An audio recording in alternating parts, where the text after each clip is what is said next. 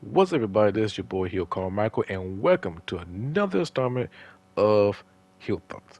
And the topic I'm going to talk about is storytelling is disappearing. Now, me as a writer, and I love watching great films or great TV shows or even pro wrestling. What they all got related, they are great storytelling. And me being a storyteller, I love to tell great stories. But as years goes by and seeing how the media changed, storytelling haven't been that great. It's been ups and downs, and most of the shows we watch is disappearing slowly. Like right now, we are heavily relying on reality TV show. With reality, yeah, they have some story writers for a certain reality just to build up a quick storytelling, but it's not lasting. It's something that's not you could go back and remember. Like, let me take you back for all my 80 babies and 90s babies. Remember, what's the show? Undercover, New York Undercover, where they got Ice T play as a villain at least 2 episodes. That was good storytelling because you focus on the villain and you see this person move and how the story built with that episode. That was great storytelling. Same thing with Miami Vice. They show great character, a great story as well. Where John Leguizamo play as a cartel and last at least what 2 3 episodes. Have Tubbs follow him in a isolated island just to get his revenge. Those kind of storytelling. But nowadays, Hollywood or any TV shows or movies, they rely on reboots, bunch of countless sequel, and now rely on originality. Now, don't get me wrong, there's some great originalities we have seen from movies and TV shows. Like I'm a big fan of Power. I'm a big fan of uh what's the other show I like to watch? The Walking Dead. Even though it's based off a comic book, but that's a good storytelling right there because every time the show comes on, you just dead dead lock in just to watch it. But speaking of reboots, there's way too many reboots. I mean, we about to have a reboot of Street Fighter.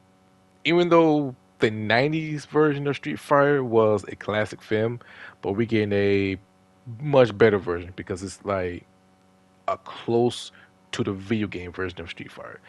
Unlike the other reboot of Street Fighter's movie, it was ass, like literally ass.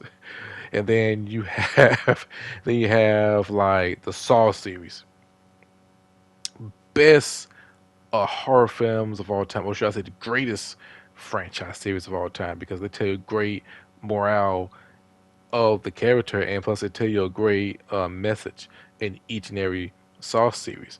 But others see it as a gory, film. But to me, it was a great storytelling. And then you look at Charlie Angels.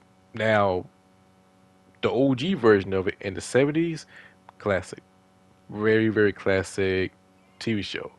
But in the 2000s, it was flashy, it was funny, but the original and the reboot was instant classic. And then the last one, it was ass. I don't know what kind of message they try to tell you, but I didn't like it. It didn't have the flow to it, and it didn't have that same, spirit from the original and the 2000s. And then speaking of reboots, then you look at, the other shows who try to reamp it up. Like Dynasty, I know they tried to do that one. That shit didn't work. I know they tried it. You know what? They did this before, but it was a flop. Good times.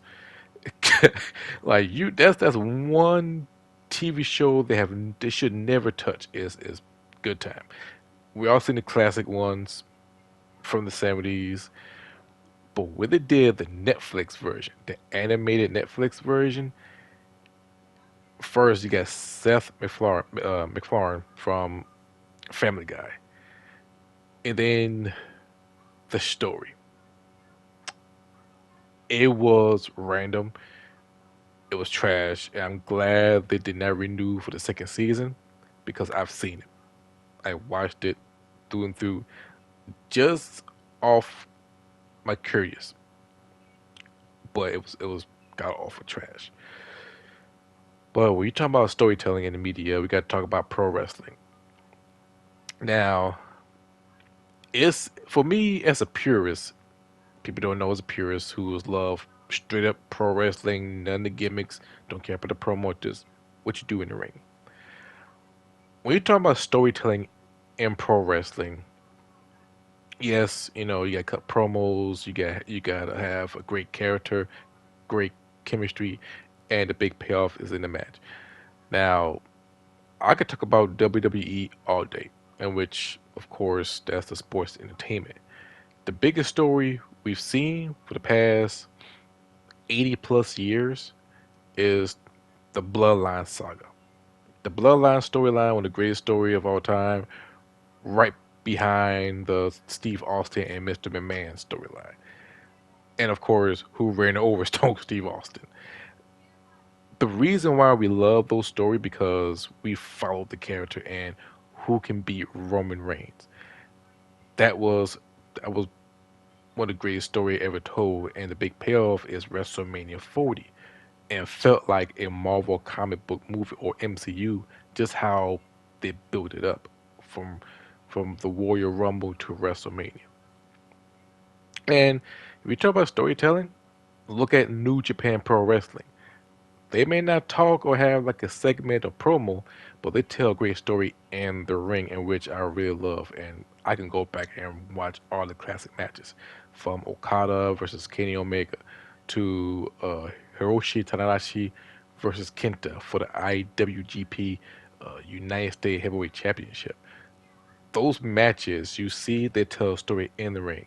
Now, after the match is over, yes, they cut promo, and that's what we lack it in WWE. AEW is what it is. They tell a great story in their own kind of way,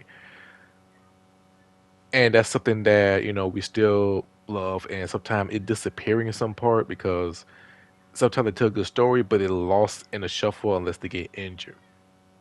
And a TV show, they always can write somebody out. Speaking of TV shows, you look at storytelling right now today. We don't see that much great TV shows. Even though I talked about it earlier, we watch more of reality TV shows more than you watch regular. Unless you got apps like Star, HBO, you name it.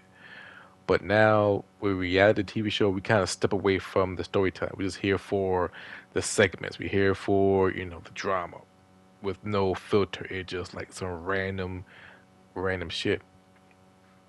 But with TV shows like Power Book Two Ghosts, pretty much all the Power franchise. Then you look at BMF, even though it's based off true story, but I feel like they lost their way with the last season. Looked like Call of Duty, even though it's not true in the real story.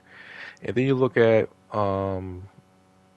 if I could tell you the greatest storytelling shows of all time, for me it would have to be, I want to say The Wire, but I would say Oz.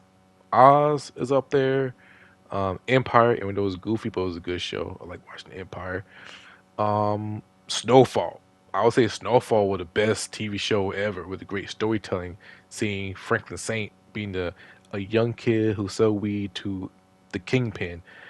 Now the ending, I will tell you this, I fucking hate the ending. I don't care. They made him look bummy. They made him look broke. I mean, I hate the ending, but the storytelling is so gripping.